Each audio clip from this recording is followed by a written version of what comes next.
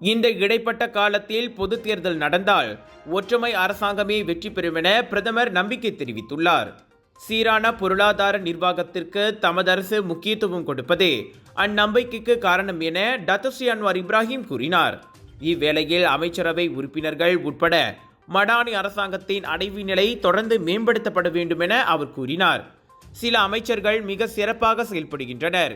இன்னும் சிலரின் அடைவு நிலை நடுத்தர அளவிலேயே உள்ளது. ஆனால் பொதுவில் தாம் திருப்தி அடைவதாக பிரதமர் கூறினார். ஒன்று மட்டும் நிச்சயம், அமைச்சர்கள் மத்தியில் லஞ்ச ஊழலை ஒருபோதும் அனுமதிக்க மாட்டேன் என்றார் அவர். அரசாங்க குத்தகைகளை திறந்த டெண்டர் முறையில் நேரடி பேச்சுவார்த்தை மூலம் வழங்கி கமிஷன் பார்ப்பதும் அதில் அடங்கும். இவ்வேளையில் சீர்திருத்தங்களை வெறும் ஓராண்டில் ஈராண்டுகளிலோ கொண்டு வந்துவிட முடியாது. படிப்படியாக முறைப்படி அது மேற்கொள்ளப்பட வேண்டும். உதாரணத்திற்கு தேசிய சட்டத்துறை தலைவர் மற்றும் அரசு தரப்பு தலைமை வழக்கறிஞர்களின் அதிகாரத்தை பிரிப்பது எளிதான காரியம் அல்ல. அதில் அரசாங்கம் உரிய கவனத்தோடு செயல்பட்டு வருவதை பிரதமர் சுட்டிக்காட்டினார். ஸ்லாங்கூர் சுபாங்ஜயாவில் நடைபெற்ற செய்தியாளர் சந்திப்பில் டத்தோஸ்ரீ அன்வார் மேற்கண்ட விவரங்களை வழங்கினார். Ya, saya cuba sedaya upaya tetapi masih ada ruang untuk diperbaiki. Apakah saya puas hati dengan prestasi menteri? Menteri ada yang cemerlang, ada yang sederhana. Sama juga Perdana Menteri. Jadi kalau saya tanya, seperti tanya, apakah sudah puas hati dengan Perdana Menteri dan Menteri? Jadi saya jawab, masih ada ruang untuk diperbaiki. InsyaAllah kita perbaiki. Ada sedikit pengalaman. Baik. Jadi tapi saya puas hati satu perkara. Ya, walaupun bagi soal rasuah, ada kes ini, kes itu. Yang penting sejak 2 tahun ini, saya tak izinkan amalan lama. Rundingan terus, curi komisen, itu saya hentikan. Dan ini bukan mudah. Karena kita berdepan dengan satu yang sistemik, bukan yang biasa. Kita kata no, you have to break this thing. Dan ini bukan cuma menteri saja, juga pegawai yang ke bawah. Dia biasa dengan cara yang lama.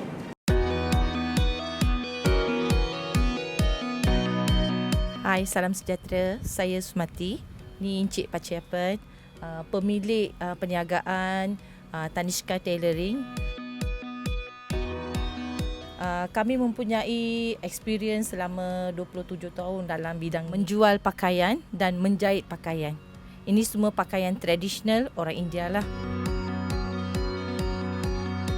Lepas kami mendengar pasal brief ini, kami pergi ke Bank Rakyat dekat kawasan Masai. Kami minta penerangan lah. Lepas saya dengar, saya lebih confident. So dia orang beritahu dengan step by step. So dia orang ajar kita. Lepas tu saya submit borang. Tak berapa lama, bukan lama sangat. 10 hari permohonan saya diluluskan. Saya dapat pembiayaan daripada Bank Rakyat. Profit rate dia sangat rendah. Untuk peniaga-peniaga kecil macam saya ni, lebih sesuai, lebih senang untuk memajukan saya punya perniagaan. Saya perlukan brief ini. Saya amat menghargai dan mengucapkan terima kasih kepada pegawai bank dan juga terutamanya YB Ramanan. Bank Rakyat, bank pilihan anda.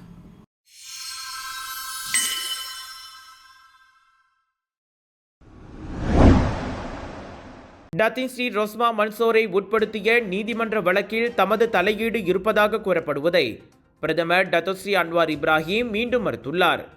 எனக்கும் தனிப்பட்ட கருத்துக்கள் இருக்கலாம், ஆனால் நீதிமன்றத்தின் முடிவில் நான் தலையிட முடியாது. நீதிமன்றம் அதன் வேலையை செய்ய நாம் வழிவிட வேண்டும் என்றார் அவர். தமது பார்வையில் 14வது பொது தேர்தலுக்கு பிறகு ஆட்சி மாற்றம் கண்டதும் அவசரமாக பல வழக்குகள் போடப்பட்டுள்ளன. அதனால்தான் அவை பலவீனமாக இருக்கின்றன. அப்போது ஆட்சியில் இருந்தவரின் அரசியல் பழிவாங்கும் படலமாக அதனை தாம் கருதுவதாக அன்வார் கூறினார். எனினும் பிரதமர் என்ற முறையில் தாமும் கவனமாக பேச வேண்டும் என்றார் அவர். The process go. You must also know that time when this pace of persecution taking place was all done in a rush with such venom and enmity and political vengeance by those in power at that time. That's why so many of these prosecutors flawed. But as Prime Minister be more guarded what I say. Now that I've said it. But now, it's up to the people. Let the people decide. I have my views, as I've said, but I cannot interfere. You can ask the CJ. The CJ comes on discussion on the academy or judicial or training academy or general policy issues. I don't interfere. You see, 2 years in office, I have not interfered in any case. I have not talked or instructed any judge on any issue. Can you tell me that that has happened in the past? பிரதமர் பெயர் குறிப்பிடாவிட்டாலும் 2018 பொது தேர்தலுக்கு பிறகு ஆட்சிக்கு வந்தது 7வது பிரதமர் Tun doctor Mahathir Mohammed என்பது அனைவரும் அறிந்ததே. முன்னாள் பிரதமர் டத்தோஸ்ரீ நஜீப் துன் ரசாக்கின் துணைவியாருமான ரோஸ்மா 7 மில்லியன் ரிங்கெட்டை உட்படுத்திய சட்டவிரோத பணப்பரிமாற்றம் மற்றும் வரி ஏய்ப்பு தொடர்பான அனைத்து 17 குற்றச்சாட்டுகளில் இருந்தும் கடந்த வாரம் விடுவிக்கப்பட்டார். ரோஸ்மா மீதான அக்குற்றச்சாட்டுகள் சட்டத்திற்கு புறம்பானவை என்பதோடு குற்றவியல் நடைமுறை சட்டத்தை பின்பற்றியிருக்கவில்லை. எனவே வழக்கு விசாரணை நடைபெற தேவையில்லாமலேயே ரோஸ்மாவை விடுவிப்பதாக குவாலாலும்பூர் உயர்நீதிமன்றம் நீதிபதி கே முனியாண்டி அதிரடியாக தீர்ப்பளித்தார். எனினும் அரசு தரப்பு அத்தீர்ப்பை எதிர்த்து மேல்முறையீடு செய்துள்ளது. ஆகாய மார்க்கமாக போதைப்பொருள் கடத்தப்படுவதை முறியடிக்க ஏதுவாக அரச மலேசிய சுங்கத்துறை 20 மோப்ப நாய்களை பயன்படுத்துகிறது. நாட்டின் அனைத்து நுழைவாயில்களிலும் அந்த மோப்ப நாய்களோடு 66 ஸ்கேன் பரிசோதனை கருவிகளும் செயல்பாட்டில் இருக்கின்றன. இவ்வாண்டு மட்டும் ஆகாய மார்க்க போதைப்பொருள் கடத்தல் சம்பவங்கள் 22 விழுக்காடு அதிகரித்துள்ளதால் அந்நடவடிக்கை எடுக்கப்பட்டுள்ளதாக அத்துறை கூறியது. கடந்த ஆண்டின் இதே காலகட்டத்தில் 111 சம்பவங்கள் பதிவான நிலையில் இவ்வாண்டு 135 சம்பவங்கள் பதிவாகியுள்ளன. இவ்வேளையில் போதைப்பொருள் கடத்தலை முறியடிப்பதில் மேப் எனப்படும் மலேசியா ஏர்போர்ட்ஸ் ஹோல்டிங்ஸ் பெர்ஹாட் மற்றும் சுயேட்சை மண்டல அதிகார தரப்புக்கும் இடையில் அணுக்கமான ஒத்துழைப்பு மிக அவசியமாகும். KLIA 1, KLIA 2 போன்ற முக்கிய நுழைவாயில்களில் அமலாக்க வியூகங்களை வகுக்க அவ்வொத்துழைப்பு உதவும் என சுங்கத்துறை கூறியது. கடத்தல்காரர்களின் முக்கிய பாதையாக மாறியுள்ள சரக்கு, தபால் மற்றும் பார்சல் பகுதிகளில் கண்காணிப்பை வலுப்படுத்தவும் முடிவெடுக்கப்பட்டுள்ளது. போதைப்பொருள் கடத்தலில் ஈடுபடுவோர் சட்டத்தின் பிடியிலிருந்து தப்ப முடியாது. பொதுமக்களும் தகவல் கொடுத்து உதவிட வேண்டும் என சுங்கத்துறை கேட்டுக்கொண்டது. ஜோர் சிங்கப்பூர் மக்களே, மலேசியா புக் ஆஃப் ரெக்கார்ட்ஸில் லார்ஜஸ்ட் இண்டோர் தீபாவளி எக்ஸ்போ என பெயர் பெற்ற கலர்ஸ் ஆஃப் இந்தியா பிரம்மாண்டமாக வழங்கும் குளோபல் பாலிவுட் பஜார் 25 இருந்து 29 டிசம்பர் வரை தாசிக் சென்ட்ரல், ஸ்கூடாய், ஜோஹர் பாரு, ஜோஹரில் big sale, big discount. UM எனப்படும் மலாயா பல்கலைக்கழகத்தின் பெயரை கெடுக்கும் வகையில் கிளம்பியுள்ள 2 பாலியல் தொல்லை புகார்கள் குறித்து உடனடி விசாரணை நடத்துமாறு அதன் நிர்வாகம் உத்தரவிடப்பட்டுள்ளது. உயர்கல்வி அமைச்சர் டத்தோஸ்ரீ ஜம்ரி அப்துல் காடீர் அவ்வுத்தரவை பிறப்பித்துள்ளார். அப்புகார்களை ஏனோ தானோ என்று எடுத்துக்கொள்ளாமல் நீதி நிலைநாட்டப்படுவதை UM உறுதி செய்ய வேண்டும். நாட்டின் சட்ட திட்டங்களுக்கு எதிரான செயல்களை அமைச்சு ஒருபோதும் சகித்துக் கொள்ளாது என்றார் அவர். புகார் பெற்ற முதல் நாளிலிருந்து சட்டப்படி எடுக்க வேண்டிய நடவடிக்கைகள் உட்பட தாங்கள் எடுத்து வரும் உரிய நடவடிக்கைகள் பற்றி துணைவேந்தர் தெரிவித்துள்ளார். புகார் கூறப்பட்ட பேராசிரியரும் போலீசில் புகார் செய்துள்ளார். ஆக அனைவரும் நியாயமாக நடக்க வேண்டும் என்றால் போலீசாரின் விசாரணைக்கு தாம் வழிவிட வேண்டும் என்றார் அவர். சம்பந்தப்பட்ட பேராசிரியர் தனது நிர்வாண புகைப்படங்களை மாணவர்களுக்கு அனுப்பியதாக வெடித்துள்ள சர்ச்சை குறித்து அமைச்சர் கருத்துரைத்தார். இவ்வேளையில் UM மாணவர்களில் 5 ஒருவர் பாலியல் தொல்லைக்கு ஆளாகி இருப்பதாக முன்னாள் மாணவர் சங்கம் குற்றம் சாட்டியுள்ளது குறித்தும் உடனடி விசாரணை நடத்துமாறு பல்கலைக்கழக நிர்வாகம் உத்தரவிடப்பட்டுள்ளது. அக்குற்றச்சாட்டு மிக கடுமையானது என்பதால் விரிவான விசாரணை தேவை. ஒருவேளை அக்குற்றச்சாட்டு உண்மை என்றால் சம்பந்தப்பட்டோர் மீது நடவடிக்கை எடுக்க வேண்டும். உண்மை இல்லை என தெரிந்தால் பல்கலைக்கழகம் மீது படிந்த கரையை போக்கவும் நடவடிக்கை எடுத்துத்தான் ஆக வேண்டும் என்றார் அவர். உங்கள் சிறந்த ஆரோக்கியத்திற்கு அளவான எண்ணெயுடன் சிறந்த முறையில் தயாரிக்கப்பட்ட சைவம் அசைவத்திற்கும் பொருந்தும் சூப்பர் ஊறுகாய், பச்சை கொடி சிவப்பு மீன் சின்னம் கொண்ட ஸ்ரீ மீனாட்சி ஊறுகாய். குவாலாலும்பூர் மற்றும் பஹாங் கெந்திங் மலையில் 5 விபச்சார விடுதிகளை புக்கிட் அமான் போலீஸ் ஏக காலத்தில் முற்றுகையிட்டுள்ளது. அவை அனைத்தும் இணையதளங்கள் வாயிலாக விளம்பரப்படுத்தப்பட்டு செயல்பட்டு வந்தவையாகும்.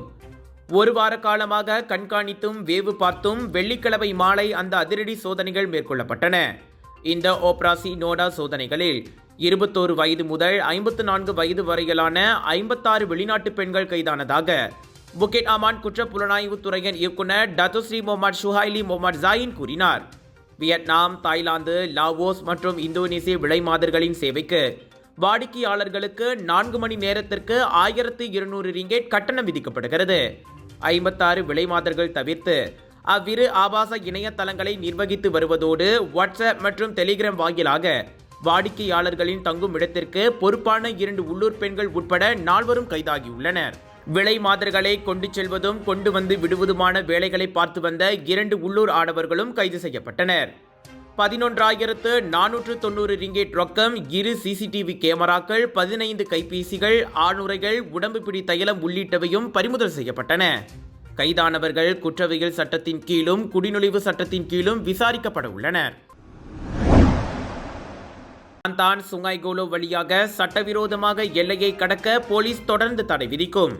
அதனால் ஏமாற்றமடையும் தரப்பினரின் மிரட்டல்களுக்கு அடிபணிய போவதில்லை என தேசிய போலீஸ் படை தலைவர் தான் ஸ்ரீ ரசருடீன் உசேன் திட்டவட்டமாக கூறியுள்ளார். சட்டத்திற்குட்பட்டே அத்தடை விதிக்கப்பட்டது. அது பின்பற்றப்படுவதை உறுதி செய்ய வேண்டியது போலீசாரின் கடமை என்றார் அவர். எனவே எந்த ஒரு மிரட்டல்களுக்கும் நாங்கள் பயப்படவில்லை. நாங்கள் முழு விழிப்பு நிலையில் உள்ளோம். உளவு நடவடிக்கைகளும் முடக்கிவிடப்பட்டிருப்பதாக ஐஜிபி கூறினார். டிசம்பர் 1 முதல் மலேசிய தாய்லாந்து எல்லையை கடக்க சட்டவிரோத தளங்களை பயன்படுத்த தடை விதிக்கப்பட்டதிலிருந்து தங்களுக்கு ஏராளமான மிரட்டல்கள் வருவதாக கிளாந்தான் போலீஸ் முன்னதாக கூறியிருந்தது. அவ்வாறு செய்வோர் இதுநாள் வரை குடிநுழைவு சட்டத்தின் கீழ் கைது செய்யப்பட்டு வந்தனர். மலேசியா தாய்லாந்து எல்லையில் நாட்டின் அதிகாரப்பூர்வ நுழைவாயில்களாக இருப்பது ரந்தாவ் பஞ்சாங், புக்கெட் பூங்கா மற்றும் புங்காலான் கூபோரில் உள்ள ICQS எனப்படும் குடிநுழைவு சுங்க தனிமைப்படுத்துதல் மற்றும் பாதுகாப்பு வளாகம் மட்டுமே என உள்துறை அமைச்சு கடந்த மாதம் அறிவித்திருந்தது குறிப்பிடத்தக்கது.